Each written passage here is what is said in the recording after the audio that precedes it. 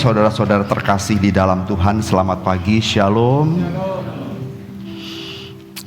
Bapak, Ibu, saudara-saudara yang saya cintai dan kasihi, pagi ini kita akan merenungkan sebuah konsep yang menarik dan sangat relevan dengan kehidupan kerohanian kita, yaitu tentang spiritually tone deaf. Spiritually tone deaf, atau dalam bahasa Indonesia diartikan sebagai tuli nada secara spiritual. Tuli nada secara spiritual. Bapak Ibu, konsep ini diambil dari fenomena tone deaf yang biasa didengar dalam konteks musik. Jadi istilah ini hanya dikenakan atau dikenal oleh mereka yang terlibat dalam dunia musik. Tuli nada. Tuli nada adalah kondisi di mana seseorang tidak dapat membedakan nada dengan benar, sehingga mereka tidak bisa meniru dan menyanyikan lagu dengan benar sesuai dengan nada yang seharusnya. Nah, sekarang saya mengajak kita melihatnya dalam perspektif rohani. Jadi tuli nada yang saya maksudkan adalah orang-orang yang tidak tahu mana nada yang tinggi, mana nada yang rendah. Mereka tidak tahu tinggi dan rendahnya sebuah nada, dan mereka tidak bisa mengikuti nada tersebut saat bernyanyi. Itu yang disebut tone deaf.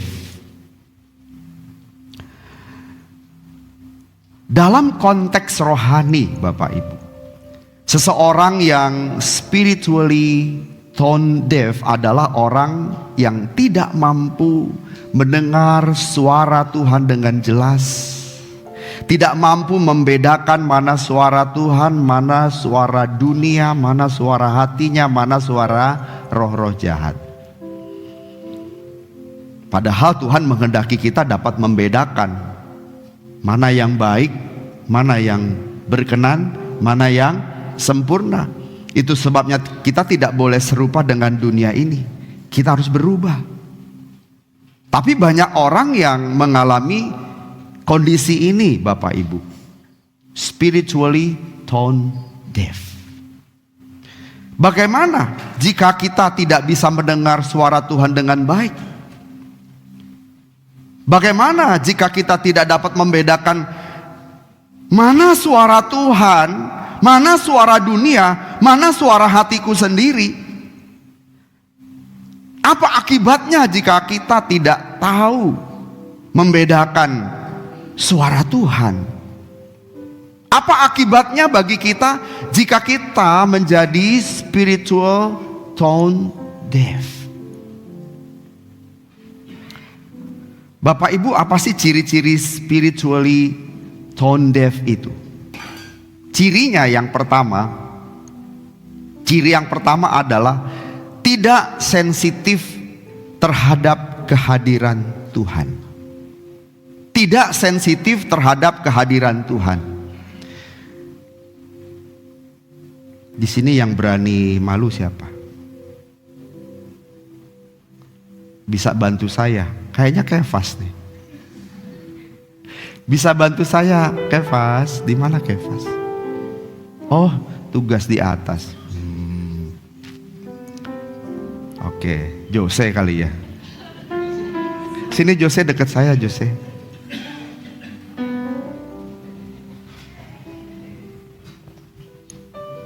Nah, thank you. Apa sih ciri-ciri spiritual tone deaf itu? Deketin mic-nya. Apa ciri-ciri spiritual tone deaf?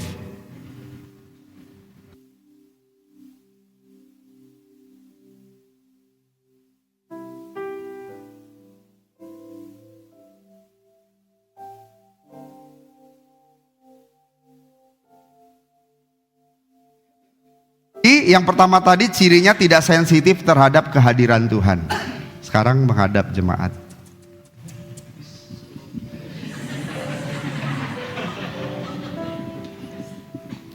Satu nada.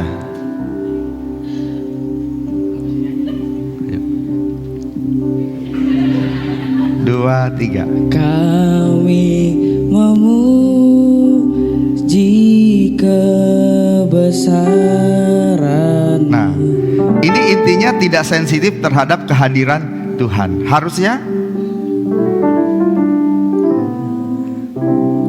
kami memuji Kebesaran. Coba ulang itu. Coba ulang.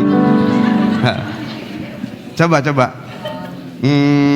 Ulang ya. Oke.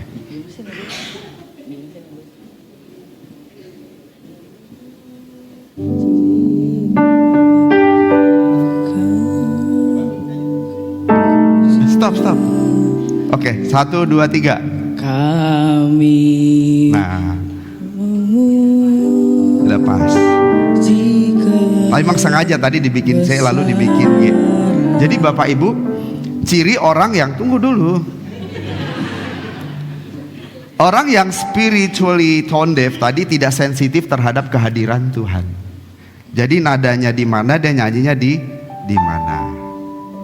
Kalau pemusik rata-rata bisa, cuma emang saya ganggu. Itu sebagai contoh aja. Harusnya kan kalau misalnya, kalau dia sensitif begini, coba satu nada saja. Teng. Satu nada saja. Kami memuji kebesaran.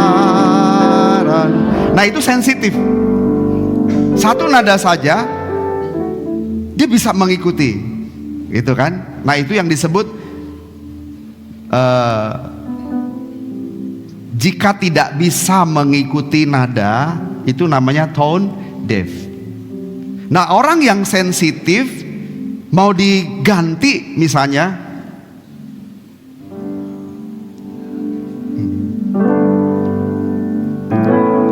kami memuji kebesaran-Mu, ya kan? Nah dia bisa mengikuti. Tadi beda nada. Kami nah itu. Nah seperti orang yang tone deaf tidak dapat merasakan perbedaan nada. Jadi kalau seseorang yang spiritually tone deaf tidak bisa merasakan kehadiran Tuhan, tidak dapat merasakan kehadiran Tuhan. Jadi saat mereka datang ke gereja, mereka tidak merasakan apa-apa. Misalnya ada orang saat bernyanyi itu sampai menangis, tetapi yang kiri kanannya hanya nontonin. Ini orang kenapa nangis? Lalu ketika dia keluar dari ruang gereja, dia bertanya, gereja lu kenapa sih? Kok pada orang ada nangis ya? Kenapa ya? Gue gak bisa nangis loh. Sepanjang gue gereja gue gak bisa nangis. Kenapa? Yang suruh turun siapa? Nah ini yang dimaksud dengan spiritually tone deaf. Dia tidak merasakan kehadiran Tuhan. Ada yang sensitif, dia mudah sekali merasakan. Ada yang setengah sensitif, ada yang sama sekali kering, sama sekali tidak merasakan kehadiran Tuhan. Ada orang hanya membaca firman Tuhan sendiri, hatinya langsung tergugah.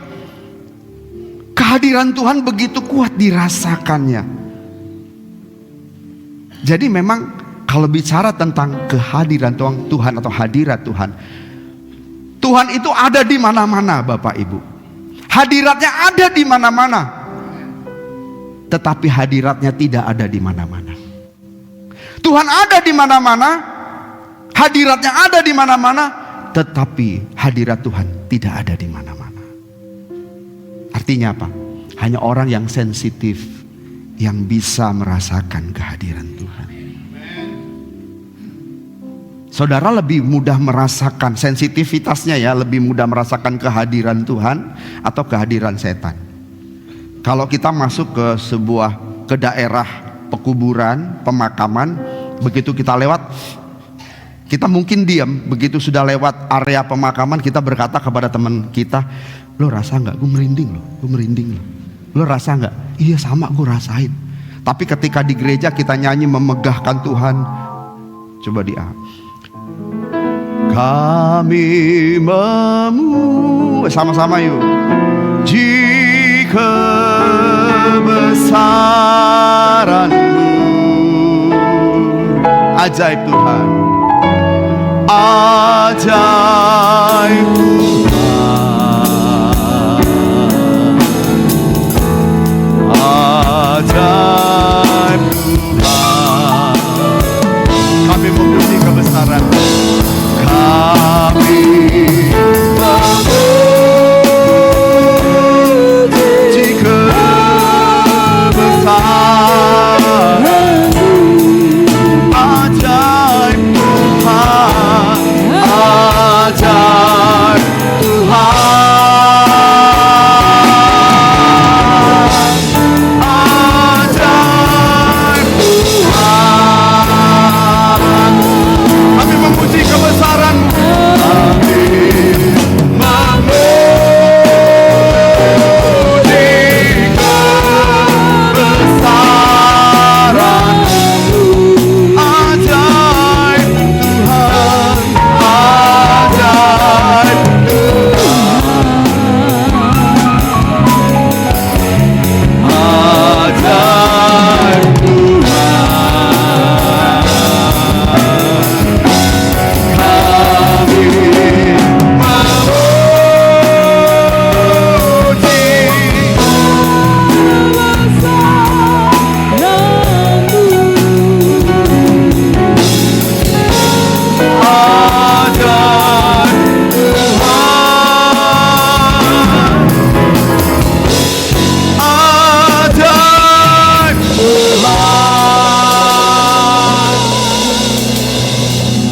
Apa yang saudara rasa?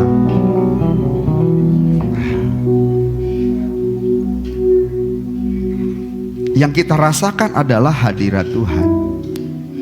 Sementara orang yang mengalami spiritually tone deaf, dia tidak merasakan adanya perubahan atmosfer. Bisa dirasa Bapak Ibu. Dia nggak sensitif. Dia tidak merasakan adanya perubahan atmosfer. Kalaupun berdoa, terasa kosong Bapak Ibu. Dan tidak mengalami perubahan dalam hidup kerohanian mereka. Jadi kehadiran Tuhan tidak menggugah hati mereka. Nah ini yang ciri-ciri orang mengalami spiritually tone deaf. Yang kedua, mereka tidak dapat mendeteksi suara Tuhan. Tidak dapat mendeteksi suara Tuhan. Saya kira contohnya cukup, makasih ya Jose. Jadi dari contoh tadi sebetulnya kita bisa mendapat dua hal. Yang pertama, seseorang yang kalau memang seseorang yang tone deaf itu tidak bisa membedakan perbedaan nada yang ada. Ketika nadanya berubah, dia nyanyi tetap di posisinya. Padahal nadanya sudah berubah, sudah pindah. Nah jadi kalau orang yang mengalami spiritually tone deaf, dia tidak bisa membedakan adanya suara Tuhan atau suara dunia. Dia tidak bisa membedakan. Bisa dipahami? Kalau yang pertama tadi tidak sensitif terhadap kehadiran Tuhan, tidak sensitif terhadap nada. Nah yang kedua tidak. Kalau orang yang tone deaf itu bingung ketika ada nada yang lain dibandingkan dengan nada awal. Apalagi kalau kita sampai nanti pindah nada, biasanya jadi bingung. Itu orang yang tone deaf. Nah, orang yang mengalami spiritually tone deaf itu juga bingung, mana suara Tuhan, mana suara dunia, mana suara hatinya. Dia bingung. Sehingga dia tidak bisa memilih dengan tepat. Itu sebabnya banyak orang ke gereja sudah nggak sensitif, dia nggak bisa mendengarkan suara Tuhan. Itu sebabnya begitu pulang gereja dia bisa maki-maki istrinya. Istrinya nggak kalah, dia bisa maki-maki orang lain, tukang ojek lah segala macam. Dia nggak bisa maki-maki suaminya. Dia bisa omong kasar kepada mertuanya. Dia bisa maki-maki mertuanya. Dia bisa bahkan, itu mertua. Kalau orang tua, dia bisa maki-maki orang tua sendiri. Padahal dia pelayanan di gereja. Bisa nggak begitu? Itu orang yang mengalami spiritually tone deaf. Jadi nggak bisa membedakan mana suara Tuhan. Pasti Tuhan bicara nggak? Saat kita mau meledakkan amarah kita, Tuhan bicarakah? Pasti Tuhan bicara. Oke, kamu marah. Jangan ledakkan amarahmu. Jangan lampiaskan amarahmu. Nah, kalau orang yang spiritually tone deaf itu, dia nggak tahu ini suara Tuhan, suaraku atau suara setan. Bunuh aja, maki aja, maki aja. Nah, dia milih yang mana tuh? Dia nggak bisa membedakan lagi. Dia bingung mana suara Tuhan, mana suara dirinya. Nah, yang ketiga, Bapak Ibu.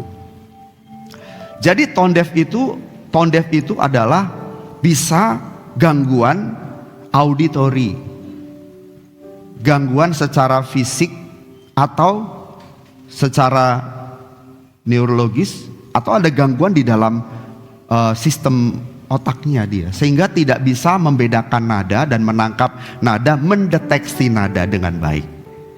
Tapi kabar baiknya, tone deaf ini bisa disembuhkan dengan cara bermain musik, berlatih musik, berlatih bernyanyi. Memang tidak akan sepinter penyanyi, mungkin ya, tidak sepinter orang yang memang sudah secara genetika begitu dilahirkan sudah memiliki kelebihan, nggak bisa nyaingin. Tetapi paling tidak dia jauh lebih baik ketika mau berlatih. Ketika dia mau berlatih, amin. Bahkan Beethoven sendiri katanya tuli, Bapak Ibu. Kenapa bisa jadi komposer hebat? Dia berlatih, Bapak Ibu. Tuli pada masa menjelang akhir-akhir hidupnya, pada masa tuanya, tapi orang tuli kok bisa menghasilkan karya-karya yang besar? Karena dia belajar. Jadi Bapak Ibu, spiritually tone deaf ini bisa disembuhkan jika seseorang mengalami pertumbuhan. Dia mau belajar dan tidak terjebak dalam rutinitas agama yang tidak mengalami hubungan pribadi dengan Tuhan. Jadi dia bergereja hanya memenuhi kewajiban karena ada tradisi beribadah, kebiasaan beribadah, tapi dia tidak berjumpa dengan Tuhan. Sampai di sini Bapak Ibu bisa memahami. Apa sih penyebab spiritually tone deaf itu? Yang pertama, Bapak Ibu, hati yang keras. Hati yang keras. Dalam Matius 13 ayat 15. Kita baca sama-sama 2-3. Sebab hati bangsa ini telah menebal dan telinganya berat mendengar dan matanya melekat tertutup, supaya jangan mereka melihat dengan matanya dan mendengar dengan telinganya dan mengerti dengan hatinya, lalu berbalik sehingga aku menyembuhkan mereka. Perhatikan, sebab hati bangsa ini telah menebal. Maksudnya apa menebal? Kalau Bapak Ibu suka main gitar gitu ya, di sininya pasti menebal. Kalau Bapak Ibu suka macul, pasti tangannya itu begitu kita pegang kasar, kulitnya menebal. Nah, kalau orang yang hatinya menebal itu maksudnya apa? Berarti keras. Kalau kulit yang menebal kan jadi keras ya, keras, menebal. Nah, jadi penyebab dari spiritually tone deaf adalah hati yang keras. Seperti bangsa Israel ini keras hati. Matanya tertutup terhadap kebenaran firman Tuhan. Hari itu Tuhan Yesus mengajar Bapak Ibu. Tapi tidak semua orang matanya terbuka, hatinya tercelik. Malah mereka mengeraskan hati. Tuhan Yesus bukan sekedar mengajar, disertai dengan keajaiban-keajaiban yang menunjukkan kemesiasannya. Dialah yang ditunggu-tunggu. Dialah Sang Mesias. Tapi berapa banyak orang yang percaya? Berapa banyak orang yang menyerahkan hidupnya kepada Tuhan Yesus? Padahal Yesus kalau mengajar tuh ciami. Mengajar tuh hebat. Banyak orang berbondong-bondong. Tapi ternyata banyak orang yang berbondong-bondong mengikut Tuhan Yesus kemanapun Tuhan Yesus pergi mengajar. Tidak semuanya mata rohaninya tercelik loh. Apa kurang pintar Tuhan mengajar? Tidak. Kalau kita membaca di dalam Matius 13 ayat 13, Yesus mengajar dengan perumpamaan. Apa sih perumpamaan itu? Tuhan mengambil contoh-contoh yang sifatnya sehari-hari, contoh yang ada di sekitar kita. Saat Tuhan Yesus mengajar, mengapa harus dengan perumpamaan? Tujuan perumpamaan adalah yang pertama, supaya para pendengarnya dapat menangkap dengan mudah. Amin. Yang kedua, kenapa Tuhan Yesus harus mengajar dengan perumpamaan? Tuhan Yesus mengajar dengan perumpamaan supaya para pendengarnya dapat menyimpan kebenaran itu. Jadi ada pesan yang Tuhan sampaikan. Untuk menyampaikan pesan ini Tuhan menggunakan perumpamaan. Perumpamaan itu membantu kita mengingat pesan yang disampaikan. Coba misalnya dulu kalau kita di sekolah ada cerita mengenai misalnya kancil yang cerdik. Kancil yang cerdik. Pesannya ada kan? Ceritanya tentang kancil yang bisa naik di punggung buaya. Ceritanya begitu, tetapi pesannya apa? Nah, dengan perumpamaan itu kita menangkap pesannya. Jadi maksudnya Tuhan ketika mengajar, orang-orang itu hendaknya bukan hanya mendengar dengan telinga jasmani, tetapi juga dapat memahami dengan hatinya, menangkap dengan hatinya. Telinga jasmaninya mendengar, telinga rohaninya juga mendengar. Jadi orang bukan hanya mendengar, tetapi juga harus mendengarkan. Itu sebabnya Tuhan menggunakan perumpamaan. Dan Tuhan mengajak orang tuh berpikir. Jadi kalau kita diberikan perumpamaan lalu kita berpikir, begitu kita nangkep, iya ngerti gua, itu akan menyerap, akan kesimpan dalam memori dengan baik. Paham Bapak Ibu? Jadi bukan cuma mendengar, harus mendengarkan. Kalau mendengar pakai telinga, mendengarkan pakai hati. Dulu anak saya waktu kecil sering kita suruh-suruh. Jadi Lovel, tolong beli beras ya. Kasih duitnya. Beli beras 2 liter saja. Dia pergi. Kita tunggu, kok nggak muncul-muncul ya anak. Dulu pakai celana kodok gitu. Kan dekat, warungnya itu dekat, jadi aman sih ya. Nggak nyebrang jalan, nggak naik angkot, nggak. Karena dia masih kecil. Dia pulang lagi ke rumah. Tadi papa suruh beli apa? Dia mendengar waktu saya perintahkan beli beras ya, hanya 2 liter. Dia pergi lagi. Di sana dia bengong gitu. Dia lupa, dia tidak mendengarkan. Satu kali sih mendengarkan, dia beli beras. Beli beras ya nak, udah lebih gede lagi. Yang ini benar dia mendengar dan mendengarkan. Cuma sampai rumah, berasnya tinggal segenggam. Kenapa? Di plastik, kan belinya di plastik, dia seret. Jadi sampai rumah itu tinggal segenggam beras. Tapi saya nggak marah, cuma maki-maki. Enggak, karena masih kecil. Aduh, berasnya tinggal segenggam. Lalu saya ikutin jejaknya kemana, dari mana itu, dari warung. Mau dipisahkan nggak mungkin, sudah campur dengan pasir. Sesudah relakan saja kita beli lagi. Karena tidak mendengarkan. Ya. Jadi hati yang keras. Ada orang yang berulang-ulang diajak untuk gereja, gak ada waktu. Pernah dengar begitu ya? Istri mengajak suaminya, "Pak, gereja, Pak." Gak ada waktuku. Gitu kan?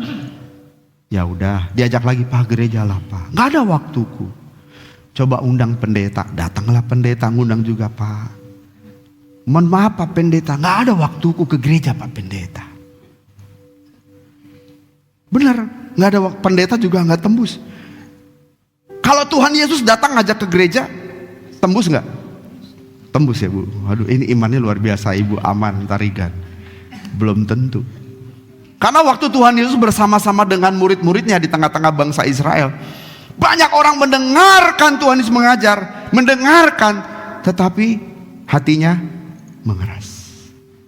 Itu sebabnya ketika Tuhan Yesus digelandang ke pengadilan, lalu Pilatus sudah memutuskan lewat pertimbangan, oke, biasanya hari Paskah ada gerasi, ada orang-orang ya, kenapa? Ada orang dilepaskan kan? Ya, dapat pengampunan. Pilih Yesus atau Barabas? Orang-orang pilih siapa? Mereka mengeraskan hati loh. Barabas, Barabas, bebaskan Barabas. Bukan Yesus. Barabas itu residivis, penjahat kambuhan, yang gak bisa bertobat, udah keras hatinya. Yesus orang saleh, orang suci, yang kemanapun Yesus pergi melakukan perbuatan baik, tetapi dia difitnah. Dan orang yang memfitnah Tuhan itu mengeraskan hatinya. Pokoknya orang ini harus mati. Imam Kayafas juga dan kawan-kawan sudah sepakat, pokoknya orang itu harus mati. Pilih Yesus Barabas. Orang-orang berkata, Barabas, Barabas, Barabas. Yesus tertunduk. Bagaimana perasaan Tuhan di tengah-tengah orang banyak, kerumunan orang banyak yang menghina, menghakimi, dia tidak melakukan satu kesalahan pun. Coba bayangkan ketika kemudian Yesus tetap dalam kondisi diborgol, kemudian Barabas lewat di samping Tuhan Yesus. Gimana coba gayanya Barabas? Harusnya Barabas mati. Coba orang yang harusnya mati sekarang digantikan oleh seseorang yang Barabas nggak kenal siapa dia. Terus mati. Orang itu mati. Barabas sekarang dapat menarik napas panjang lega. Aku tidak jadi mati. Coba, gimana perasaan Barabas? Seneng dong. Di depan Yesus dia bisa begini. Sekarang aku bebas. Yesus yang mati. Alkitab tidak menceritakan memang setelah itu Barabas gimana. Pasti Barabas seneng gak jadi mati dia. Tapi dia makin mengeraskan hati. Dan orang-orang yang mengeraskan hati tidak berpihak kepada Tuhan dan menghendaki Yesus mati disalibkan. Mereka mengeraskan hati Bapak Ibu. Nah, orang-orang itu bukan orang-orang biasa sih sebetulnya. Tahu nggak orang-orang yang paling keras, paling mengusahakan supaya Yesus mati disalibkan. Tahu Bapak Ibu, tokoh-tokoh ini dalam masyarakat siapa mereka? Para imam ahli Taurat, bahkan imam besar, orang nomor satu maksudnya imam besar itu pemimpin agama yang paling tinggi kedudukannya. Memerintahkan Yesus harus mati. Coba bayangkan. Masa dia gak baca Alkitab Bapak Ibu?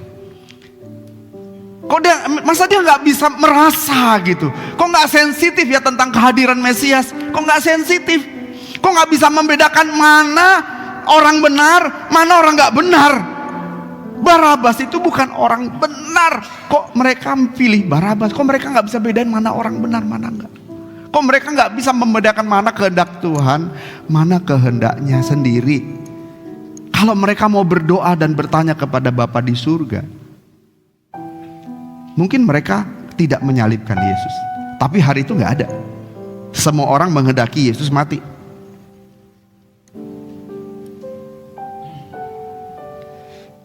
Nah, yang kedua Bapak Ibu, penyebab spiritually tone deaf. Kalau tadi yang pertama apa?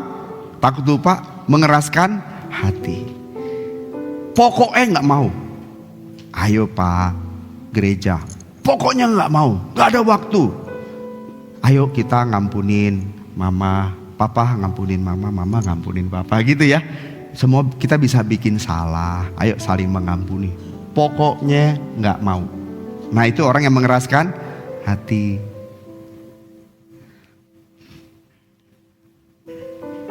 Nah, orang-orang begini akan masuk dalam dosa kesombongan, ketidakpedulian terhadap Tuhan dan mengeraskan hati. Jadi di sini ya Bapak Ibu, kesempatan ini kalau ada suami istri sedang bertengkar, yuk saling maaf-maafan. Jangan nunggu lebaran. Belum lebaran juga udah maaf-maafan, ya. Amin. Oke, rekonsiliasi. Rekonsiliasi. Saya cepat lakukan rekonsiliasi. Tapi kalau orang udah saya rekonsiliasi, saya minta maaf, saya peluk, saya minta maaf jika saya ada kesalahan. Bahkan saya nggak mengatakan jika ada. Maaf atas keputusan-keputusan saya mungkin tidak tepat, salah, saya minta maaf, saya peluk. Tapi kalau masih marah juga, itu bukan urusan saya. Bukan urusan saya lagi. Masing-masing menghadap Tuhan, berurusan dengan Tuhan, bukan urusan saya lagi. Mungkin perlu waktu, iya. Tapi kadang-kadang kan manusia ya Bapak Ibu, pintar bersandiwara. Ya udah nggak ada masalah, nggak ada masalah Pak, nggak ada, aduh. Tapi setelahnya, itu dia tuh yang setelahnya itu masih nyimpen gitu. Mestinya enggak. Kalau mau saudara simpen uang, boleh. Kalau simpen kebencian, jangan. Kalau Alkitab mengatakan, ayo saling mengampuni, menerima, lakukan Bapak Ibu. Itu akan menyembuhkan kita dari spiritually tone deaf. Kalau kita keraskan hati, saudara, Tuhan bisa tidak kenal kita. Saling memaafkan ya. Sejahat apapun, seburuk apapun perlakuannya, maafkan. Ya. Apalagi yang sudah salah memilih suami, salah memilih istri. Nasi sudah jadi, maafkan saja. Sekarang pandangnya kekekalan, jangan keraskan hati. Kita hidup di dunia gak lama. Sewaktu-waktu kita bisa mati. Beberapa hari ini ya saya agak gelisah lagi. Pagi kadang-kadang saya terbangun. Ada satu hal yang di hati saya. Kalau kamu sampai mati bagaimana?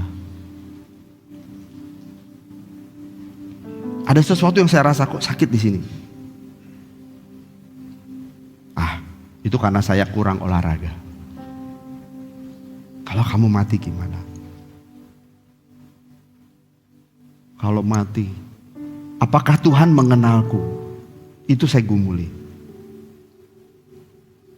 Tapi saya berdoa dalam hati dan mendapatkan kekuatan. Tuhan tidak mungkin meninggalkan kita. Dan satu hal yang tadi pagi saya katakan kepada Tuhan, buatlah aku semakin takut akan Engkau, menghormati Tuhan, sampai benar-benar saya merasakan ketakutan yang benar tentang Tuhan itu. Tidak mau, bahkan sampai tidak bisa, bukan cuma tidak mau, tidak bisa menyentuh dosa. Saya berkata gitu karena saya menghormati Tuhan. Tuhan itu ada di mana-mana. Tetapi Tuhan juga tidak ada di mana-mana. Hanya orang yang sensitif merasakan kehadiran Tuhan, dan hanya orang yang bisa membedakan Tuhan hadir atau tidak, Tuhan ada atau tidak, Tuhan berkata-kata atau tidak. Ini perkataan Tuhan atau perkataan yang lain. Dan kita harus bertumbuh di dalamnya. Artinya saya menjadi kuat. Saya tidak takut mati Tuhan. Jika Engkau menghendaki, aku tahu kemana aku pulang. Pasti aku yakin bahwa Tuhan akan menyongsong aku. Tuhan pasti tersenyum. Dan aku akan terus lakukan pekerjaan Tuhan. Amin Bapak Ibu. Kita pun semua harusnya memiliki hal yang sama dalam hidup kita. Yang kedua Bapak Ibu, penyebab dari spiritually tone deaf adalah percintaan dunia. Dalam 1 Yohanes 2:15-17. Di sini kita diingatkan untuk tidak mengasihi dunia. Kita baca sama-sama 2-3. Janganlah kamu mengasihi dunia dan apa yang ada di dalamnya. Jikalau orang mengasihi dunia, maka kasih akan Bapa tidak ada di dalam kasih akan Bapa tidak ada di dalam orang itu jika kita mengasihi dunia. Daya tarik dunia itu sangat kuat Bapak Ibu. Kesenangan dunia akan membuat kita tidak mampu mendengar, membedakan mana kehendak Allah, apa yang baik, apa yang berkenan. Ketika kita dikuasai oleh kesenangan dunia, lupa Bapak Ibu, lupa. Saking asiknya kita dengan motor gede kita touring, biasanya lupa akan Tuhan. Walaupun waktu kita mau touring berdoa dulu, yuk kita berdoa teman-teman, kita berdoa menurut agama dan kepercayaan kita masing-masing, kita berdoa. Mereka berdoa minta apa? Mereka berdoa minta Tuhan tolong supaya cuacanya bagus, mereka bisa touring. Padahal harusnya hari itu di gereja. Berdoa sih berdoa. Harusnya dia cari Tuhan, harusnya dia melayani Tuhan. Enggak, dia lagi menikmati motor gedenya. Kan kalau kita punya motor gede, Bapak Ibu, harganya yang bisa ratusan juta itu, kalau dipakai hari-hari biasa kan gak enak Bapak Ibu. Kenapa? Macet. Jadi pakainya pada saat liburan. Dan juga sebetulnya pada saat liburan di tempat yang ramai juga sih sebetulnya. Kenapa? Supaya banyak orang lihat motor kita. Coba Bapak Ibu, motornya Bapak Ibu bisa beli motor harga 1 miliar, tapi orang semua pada tidur. Enak gak? Bapak Ibu bisa menikmati motor gedenya itu, jalan di jalan-jalan raya, gak ada yang lihat. Enak gak? Kita punya motor gede itu dan kita pakai jalan-jalan keliling-keliling kota, nikmatnya di mana? Banyak yang lihat Bapak Ibu, percaya deh, banyak yang lihat. Waktu kita bawa motor ngegas, orang ngeliatin kita, kita juga seneng. Makin kata orang Batak makin si panggaron, mau dipuji gitu kan, makin digas, gitu kan. Coba nggak ada orang, semua orang tidur, subuh dia main motor begitu. Happy nggak dia? Nggak happy. Benar nggak sih? Sekarang kita pakai ini perhiasan di sini, nggak salah ya kalau punya pakai aja di sini. Bahkan ada orang yang semua dipakai. Jadi kalau mau berangkat, semua perhiasan ada di rumah dipakai semua. Kalung 10 kalung. Cincin 10-10-nya dipakai begini. Oke, sekarang dia bangun pagi-pagi jam 3 subuh dia pakai kalung itu. Seneng gak dia pakai kalung itu? Ada perasaan bangga gak? Takut ya? Karena apa? Gak ada orang, takut dirampok karena gak ada yang lihat. Coba kalau banyak orang lihat, seneng gak dia pakai? Setiap jalan, kerincing. Seneng, banyak yang lihat, banyak yang merhatiin. Tahu gak? Dia lupa akan Tuhan. Biasa orang yang seperti itu terikat dengan benda-benda dunia. Kenikmatannya dia tuh benda-benda itu. Ada orang yang bisa menikmati karena punya cincin, batu cincin dulu, sekarang udah gak musimnya. Dulu saya perhatiin tetangga saya, tiap hari kerjanya begitu. Itu bisa berjam-jam dia gosokin, nggak tahu gimana dibersihin, gosokin, dibuka dari kotaknya. Kita lewat, Pak, yuk, gitu aja, nggak ngeliat kita. Kalau kita ngomong asal juga deh. Karena fokusnya ke situ, tapi itu dunianya dia. Harusnya dunia kita tuh Tuhan. Kesukaan kita Tuhan. Bukan yang begitu Bapak Ibu. Mau motor gede, mau cincin, mau jalan, mau arisan. Ini khotbahnya lama. Sabar Bapak Ibu. Yang memang mau arisan udah pulang duluan aja. Makanya arisannya ntar aja siang gitu. Kita ke gereja dulu, cari Tuhan dulu, baru cari dunia gitu ya. Jangan. Kita tetap cari dunia. Kerja pun kita tetap cari Tuhan. Nah Bapak Ibu, jadi yang kedua percintaan dunia. Percintaan dunia ini membuat kita tidak memiliki waktu dan perhatian untuk Tuhan. Apalagi mendengarkan Tuhan. Dan tersita waktu kita. Tersita Bapak Ibu. Orang kalau suka sesuatu, senang dengan sesuatu tersita. Karena fokusnya ke situ. Fokusnya ke situ. Yuk kita tinggalkan itu semua. Sekarang saatnya kita fokus kepada Tuhan. Kerja tetap giat, tapi fokus kita kepada Tuhan. Kerja giat, berkat datang sendiri Bapak Ibu. Betul. Makin giat kita makin mencintai Tuhan, makin diberkati Tuhan Bapak Ibu. Tapi jangan fokus ke dunia. Fokuslah kepada Tuhan. Tetap ada waktu, memiliki waktu dan perhatian. Supaya kita tidak mengalami spiritually tone deaf. Jadi gak bisa membedakan mana Tuhan, mana dunia. Dan yang terakhir, kurangnya latihan. Kenapa kita mengalami spiritually tone deaf? Kita tidak berlatih. Berlatih untuk berlatih untuk mengembangkan diri agar dapat mendeteksi suara Tuhan. Nah ini perlu latihan Bapak Ibu. Perlu latihan. Bagaimana caranya kita bisa mengembangkan diri kita agar kita mampu mendeteksi mana suara Tuhan, mana suara dunia. Bahkan suara Tuhan menjadi lebih dominan daripada suara dunia. Gimana caranya? Berlatih. Ibrani 5 ayat 14. Jadi orang-orang yang rohani, orang-orang yang melatih panca indera kerohaniannya sehingga bisa mengerti mana kehendak Tuhan, mana bukan kehendak Tuhan. Kita baca 2-3. Tetapi makanan keras adalah untuk orang-orang dewasa yang karena mempunyai panca indera yang terlatih untuk membedakan yang baik daripada yang jahat. Jadi berlatih Bapak Ibu. Kalau kita melatih diri melalui doa, makanya saya ajak Bapak Ibu hari Rabu doa yuk. Itu latihan sih sebetulnya. Bapak Ibu pagi-pagi doa sendiri ya. Sesuai dengan latihan, jam latihan yang kita lakukan di hari Rabu. Doa ya. Nah ketika Bapak Ibu berdoa dalam persekutuan kita hari Rabu, lalu berdoa sendiri di rumah, itu merupakan latihan.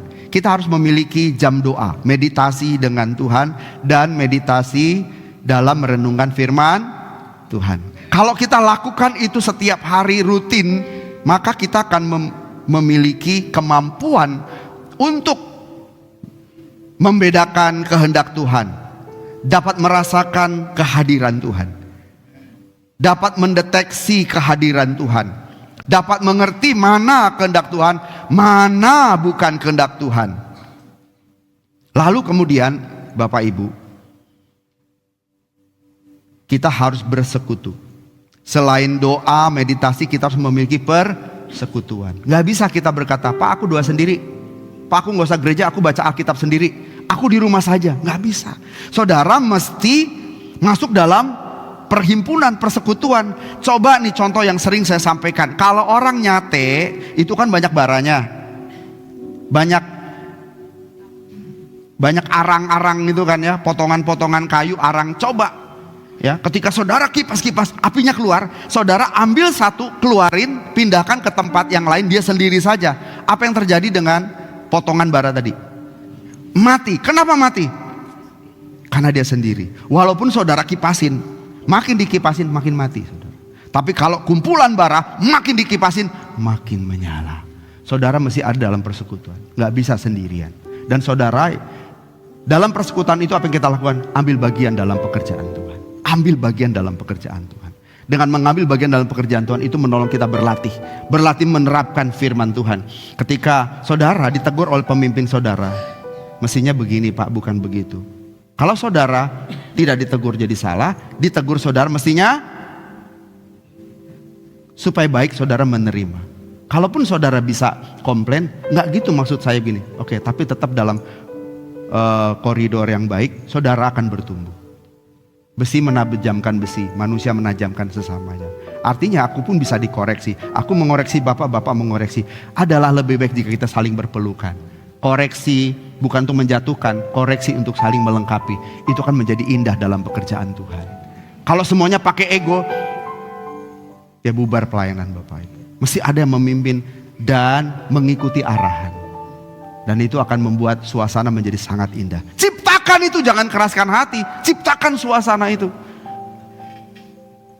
Bapak Ibu, gimana cara menanggulangi spiritually tone deaf?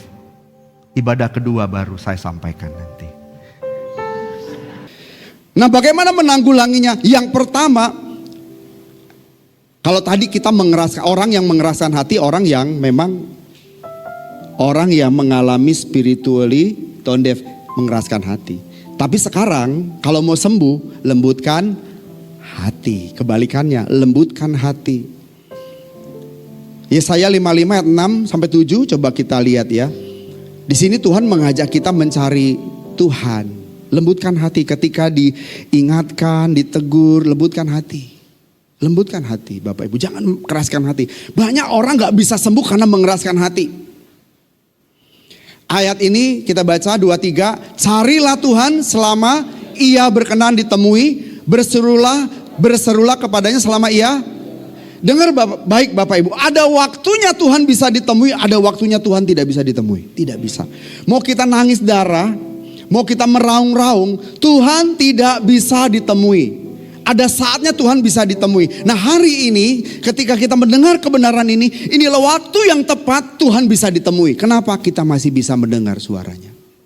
Kalau kita sedang sakit dan mengalami gangguan spiritually tone deaf, sekarang waktunya kita disembuhkan Tuhan dengan cara lembutkan hati. Datang kepada Tuhan, lembutkan hati, terima apa yang Tuhan inginkan bagi kita. Berserulah, carilah Tuhan. Ini waktunya cari Tuhan, pasti kita ketemu Tuhan. Amin. Memang gak mudah ketemu Tuhan, tetapi bukan berarti tidak bisa ketemu Tuhan. Bisa. Bisa. Memang seperti mencari Tuhan itu seperti mencari jarum di antara jerami. Gak mudah. Tuhan tuh mahal Bapak Ibu. Tetapi Tuhan bisa ditemui. Tuhan melihat kesungguhan hati.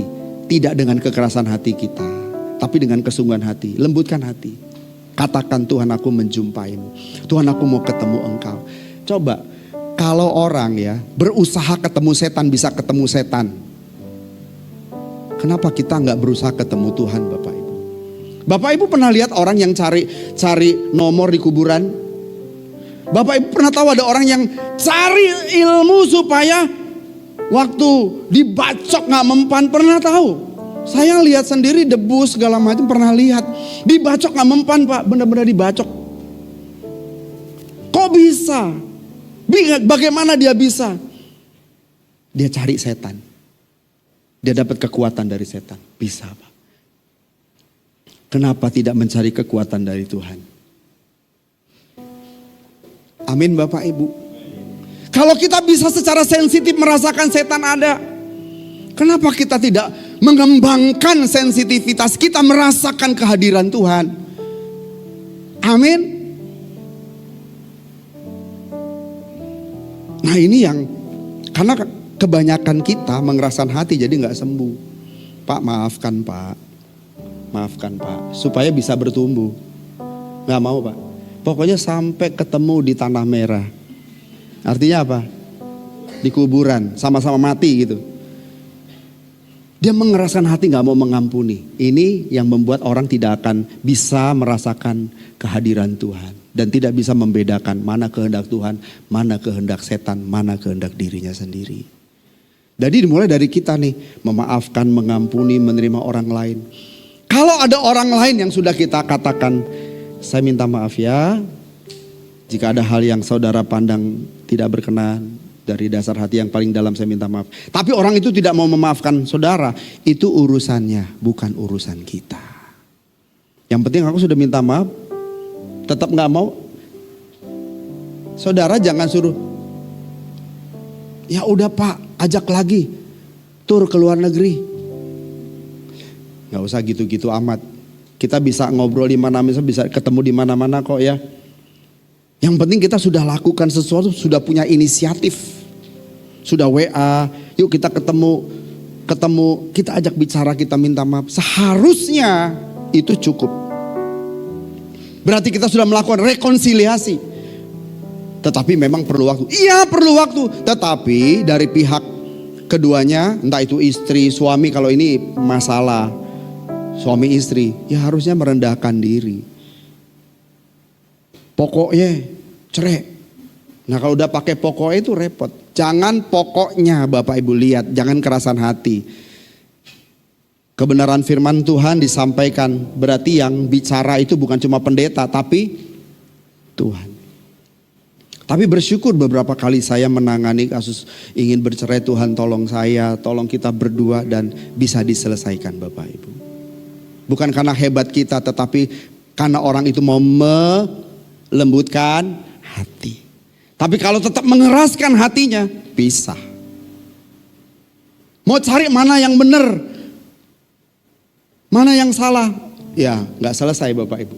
Tapi sekarang sudahlah, kalau udah benang kusut tinggal diapain Bapak Ibu? Buang aja, diganti benang yang baru. Maksudnya Pak, cari pasangan baru? Bukan. Nggak, maksudnya kesalahan masa lalu sudah lupakan, ya lupakan. Juga jangan bikin kesalahan yang lain. Yang baru juga bukan, lupakan, yuk jalan. Sekarang jalan dalam pimpinan Tuhan, yuk saling memaafkan. Amin. Supaya kita bisa merasakan kehadiran Tuhan dan mengerti kehendaknya. Dan berikutnya Bapak Ibu, yaitu mengakhiri percintaan dunia. Jadi bagaimana menanggulanginya? Pertama, lembutkan hati. Kedua, mengakhiri percintaan dunia. Kalau tadi kenapa orang mengalami spiritually tone deaf? Karena percintaan dunia. Daya tarik dunia memang kuat. Nah sekarang bagaimana caranya supaya kita bisa menanggulangi spiritually tone deaf itu dengan mengakhiri percintaan dunia. Yakobus 4 ayat 4. Kita diingatkan bahwa persahabatan dengan dunia adalah permusuhan dengan Tuhan. Sadari, percintaan dengan dunia permusuhan dengan Tuhan. Kita baca ya 2-3. Hai kamu orang-orang yang tidak setia, tidakkah kamu tahu bahwa persahabatan dengan dunia adalah permusuhan dengan Allah? Jadi barang siapa hendak menjadi sahabat dunia ini, ia menjadikan dirinya musuh Allah. Jangan bermusuhan dengan Allah Bapak Ibu. Kalau kita bermusuhan dengan Allah pencipta langit bumi, gak ada yang bela kita. Kalau kita bermusuhan dengan dunia, Elohim Yahweh membela kita. Amin. Kalau kita bermusuhan dengan Tuhan, siapa yang bisa bela kita? Gak ada. Nah oleh sebab itu, yuk kita lepaskan percintaan dengan dunia. Ikatan apapun kita dengan dunia. Coba kita dengan teduh, tenang, kita pikir apa yang masih mengikat. Jujur, apa yang masih mengikat? Lepaskan itu. Lepaskan. Yang ketiga Bapak Ibu, belajar mendengarkan Tuhan. Kalau kita ini adalah domba, pasti domba itu bisa mendengar suara gembalanya. Bapak Ibu pernah lihat gak orang-orang penggembala Bapak Ibu, bukan di Indonesia, khususnya daerah Timur Tengah, itu kan banyak domba-domba. Ternyata walaupun domba si A dengan si B itu bergabung, tetapi ketika dipanggil oleh pemiliknya, dia mengenali suara pemiliknya. Domba yang menjadi miliknya si A itu datang. Domba milik si B itu tetap merumput. Hebat ya, domba bisa mengenali pemiliknya. Nah saudara, kita ini dimiliki Tuhan atau tidak? Jika kita dimiliki Tuhan, kita pasti mengenali Tuhan. Nah, orang yang mengalami spiritually tone deaf tidak bisa mengenali. Nah, sekarang kalau kita selama ini tidak bisa mengenali suara Tuhan, berarti sekarang kita mesti belajar untuk mengenali suara Tuhan. Perlu belajar Bapak Ibu. Amin. Gak bisa datang dengan sendirinya belajar. Belajar apa? Mesti ada disiplin. Disiplin berdoa, disiplin untuk memuji Tuhan, disiplin membaca Alkitab. Naik lagi, disiplin doa puasa. Katakan amin. Saudara mau puasa bareng? Kalau pengerja mau amin pasti. Kalau jemaat mau nggak? Amin, amin. Tadi ada ya jemaat pagi bilang, Pak saya ajari puasa dong Pak, saya juga pengen puasa seperti Kristen. Karena ini Bapak ini dulunya dari agama lain. Namanya Yasin. Surat dong, enggak emang namanya Yasin. Dia bilang, saya mau puasa Pak, gimana caranya puasa Kristen? Waduh. Jemaat, makanya jemaat yang siang ini saya tanya, mau puasa enggak Bapak Ibu? Bareng saya puasa yuk kita doa puasa. Nanti ya kita umumkan. Puasa Bapak Ibu. Nah itu bagian dari disiplin rohani. Disiplin doa, meditasi, pujian penyembahan, disiplin baca Alkitab, disiplin dalam hal melayani. Ini juga Bapak Ibu melayani itu bagian kita bertumbuh loh, latihan rohani. Emang kita latihannya di mana? Di sini Bapak Ibu. Dengar firman, lakukan firman. Latihannya gimana? Namanya kalau kita lagi kumpul, namanya organisasi, pendapat A, pendapat B bisa beda. Tapi bagaimana pendapat A bisa diterima dengan baik? Pendapat B diterima dengan baik. Tapi ketika pendapat A mungkin ditunda, si B gak sakit hati. Katakan amin. Itu bagian dari organisasi. Gak semua pendapat kita mesti harus dipenuhi. Tapi banyakkan manusia begitu, egois. Maunya pendapatnya saja, yang lain gak bisa. Itu jadi masalah Bapak Ibu. Nah tapi kita bisa menerima kekurangan si A, kekurangan si B. Makanya Alkitab berkata, besi menajamkan besi. Manusia menajamkan sesamanya. Kita dibentuk oleh siapa? Pasti ya Tuhan. Tetapi melalui siapa? Sesama. Jangan benci Bapak. Bapak mungkin bisa ngingetin saya gak perlu marah. Terima kasih Bapak untuk koreksinya. Bapak koreksi saya karena Bapak sayang sama saya. Meskipun koreksinya gak enak. Gak apa-apa saya terima Pak. Nah itu bagian dari pelatihan. Dilatih kita. Kumpul di komsel dengan orang-orang yang ngeselin kita. Itu kesempatan kita untuk menekan emosinya kita. Kesempatan kita untuk berubah. Oh iya. Jadi kalau orang punya emosi tinggi harus ketemu dengan orang yang mengasah dirinya supaya emosinya makin reda. Dia makin belajar untuk menguasai diri. Kalau enggak kan enggak ketahuan. Sekarang kita misalnya ujian nih. Tahu enggaknya kita ini sudah mengerti pelajaran ini? Sudah mengerti atau belum? Lewat ujian kan. Dari ujian itu kita baru tahu, oh ya nilai saya masih rendah nih. Terus udah gak sekolah lagi? Ya enggak lah. Belajar lagi, diuji lagi. Gak apa-apa diuji lagi. Mestinya begitu. Kalau kita kuat di sana, kita akan bertumbuh. Jadi orang-orang yang berkenan di hadapan Tuhan. Secara spiritually tone deaf tadi gak bisa merasakan, tidak bisa membedakan kehadiran Tuhan dan gak bertumbuh, bisa sembuh, bisa bertumbuh. Yang pasti pastikan bahwa kita tidak mengeraskan hati. Pertama, yang kedua pastikan tidak mencintai dunia. Amin, pinter, terima kasih. Dan yang ketiga, pastikan kita melatih diri. Melatih diri. Baru kita bisa sembuh. Saudara mau sembuh? Aku juga mau sembuh. Biar aku makin merasakan secara sensitif kehadiran Tuhan. Dimanapun. Bukan hanya di gereja. Di luar gereja juga. Kita bisa merasakan Tuhan hadir. Kadang-kadang Bapak Ibu ketika saya bawa kendaraan, ini bukan ngomong sombong Bapak Ibu. Bawa kendaraan tiba-tiba kayaknya pengen nyanyi. Kayaknya katakan begitu perasaan hatiku pengen. Aku nyanyi, aku nyembah Tuhan. Langsung ngangkat, maksudnya langsung cun dengan Tuhan. Sambil bawa kendaraan aku memuji, menyembah Tuhan bahasa roh. Kalau saya kadang bahasa roh air mata. Air mata bukan karena mikirin hutang, bukan karena cicilan rumah belum beres, bukan. Tapi ada sentuhan batinku dengan Tuhan. Aku langsung menangis. Aku memuja Tuhan, aku meninggikan Tuhan, aku merasakan Tuhan hadir di situ. Paham Bapak Ibu? Dimanapun, kadang-kadang saya merasakan ini Tuhan yang berbicara. Ada orang berbicara, walaupun dia nggak kenal saya, dia bicara, tapi saya bisa nangkap ini pasti Tuhan. Kadang-kadang di televisi kita lihat YouTube, ini bukan urusan dunia, bukan urusan rohani Bapak Ibu, ini hal dunia disampaikan. Tapi ketika dia menyampaikan sesuatu, aku menangkap sesuatu. Tuhan bicara. Jadi Tuhan gak cuma bicara di Alkitab, Tuhan bicara kepada sesama, Tuhan bicara lewat keadaan situasi, Tuhan bicara lewat banyak hal.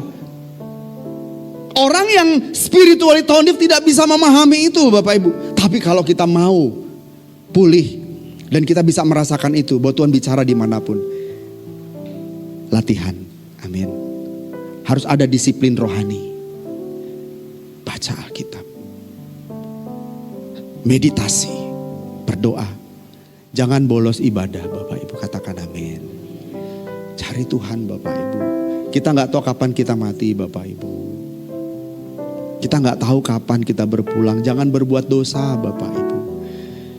Peka, makin peka harusnya. Sehingga kita ngerti maksud Tuhan apa. Amin. Disiplin rohani. Saya rindu kita semua ini yang kumpul Bapak Ibu di gereja ini bukan hanya menjadi jemaat yang datang memenuhi kebiasaan rutinitas bergereja, tetapi dipersiapkan untuk menjadi anak-anak Allah. Dipersiapkan untuk menjadi the man of God. The man of God, manusia Allah yang sudah tidak menyentuh dosa. Pak, kita ini masih manusia daging. Ya, berjuanglah. Pasti bisa. Kita harus menjadi serupa dengan Yesus Tuhan. Contohnya ada, teladan sudah ada. Tinggal kita mengikuti, walaupun tertati-tati kita berusaha lama-lama, nilai kita kualitasnya akan makin tinggi Bapak Ibu. Pasti bertumbuh. Pasti bertumbuh. Saya mau kita semua sembuh dari spiritually tone deaf dengan melakukan 3 hal tadi. Kiranya Tuhan memberkati kita semua. Amin.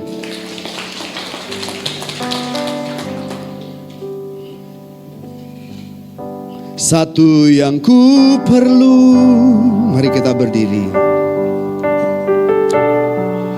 Ku mohon padamu, sempurna seperti Bapa, serupa dengan Yesus teladanku. Betapa rinduku, betapa rinduku berkenan padamu. Sampai di rumah Bapa, ku bertemu Tuhanku. Mari kita angkat tangan kita, nyatakan doamu kepada Elohim Yahweh. Satu yang ku malu. Bapa, lihatlah setiap tangan yang dengan tulus terangkat kepadamu, yang memohon kepada Tuhan agar menjadikan diri kami sempurna seperti Bapa, serupa dengan Tuhan Yesus. Haleluya, betapa rinduku,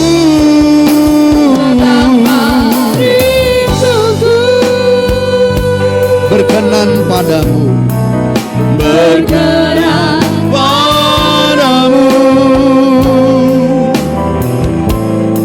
Sampai di rumah Bapa, ku bertemu Tuhanku, berkenan padamu. Biar musik mengalunkan, masing-masing kita berdoa, melantunkan pujian ini. Sementara kita menghadap Tuhan, bersedialah Tuhan memulihkan keadaan kita. Seperti Tuhan Yesus yang dalam segala keadaan, di dalam segala situasi selalu terhubung dengan Bapa. Tuhan Yesus mengerti, dapat mendeteksi perasaan Bapa, dapat mendeteksi keinginan Bapa. Bahkan di tengah-tengah pelayanannya Tuhan Yesus menyempatkan diri untuk mencari tempat yang sunyi, karena Bapa di surga memanggilnya. Dan Tuhan membangun hubungan dengan Bapa. Kiranya kita melakukan hal yang sama, melakukan hal yang sama seperti Tuhan Yesus teladan kita, supaya kita bisa sembuh dari kondisi spiritually tone deaf. Kita tidak bisa merasakan perasaan Tuhan, tidak mengetahui kehendak Tuhan, dan juga tidak bisa secara sensitif merasakan bahwa Tuhan hadir. Tapi ke depan kita dapat merasakan Tuhan hadir. Kita lebih lagi sensitif dan merasakan kehadiran Tuhan. Kita dapat lebih secara tepat mengerti pikiran dan perasaan Tuhan. Karena itu, mari Bapak Ibu, angkat kembali pujian ini, angkat doamu. Tuhan akan menyembuhkan kita. Satu yang ku perlu, Tuhan pasti menyembuhkan. Tuhan pasti memulihkan keadaan kita yang mau dipulihkan. Angkat tangan, katakan, satu yang ku perlu. Haleluya. Ku mohon padamu, sempurna seperti Bapa, sempurna seperti Bapa. Dari tempat ini aku berdoa, berdoa secara khusus kepada anak-anakmu yang dengan sungguh-sungguh merindukan pemulihan daripada Bapa. Aku percaya Engkau hadir di sini Tuhan, karena Bapa, Tuhan jamah hati kami, Tuhan bakar hati kami, pertemukan kami dengan Engkau. Kiranya roh kami berjumpa dengan roh-Mu. Tuhan bakar kami kembali, Tuhan cas ulang hati kami. Dalam nama Tuhan Yesus kami meminta lawatan-Mu, pemulihan daripada-Mu. Sekali lagi katakan, satu yang ku perlu. Haleluya, glory Bapa. Tuhan jamah dalam nama Tuhan Yesus. Mereka yang sudah suam-suam kuku, saat ini Bapa, aku minta lawatan-Mu secara khusus, menjamah rohnya, menjamah rohnya. Tuhan pulihkan dalam nama Tuhan Yesus. Semangat mereka mengiringi Tuhan dibangun kembali, dibakar kembali oleh karena kuasa-Mu. Yang lemah kembali dikuat, memperoleh kekuatan baru. Haleluya, glory bagi-Mu Tuhan.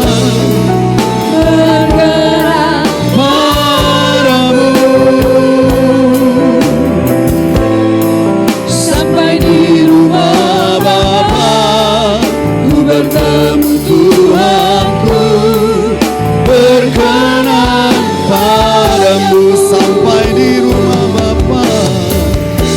Haleluya, glory. di rumah Bapa, Kemuliaan bagi-Mu, ku bertemu kemuliaan bagi-Mu. Berkenan padamu.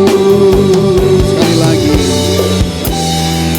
sampai di rumah Bapa, ku bertemu Tuhanku, berkenan padamu. Terima kasih Bapa, patrikan kebenaran-Mu di hati kami. Dalam nama Tuhan Yesus kami berdoa. Amin.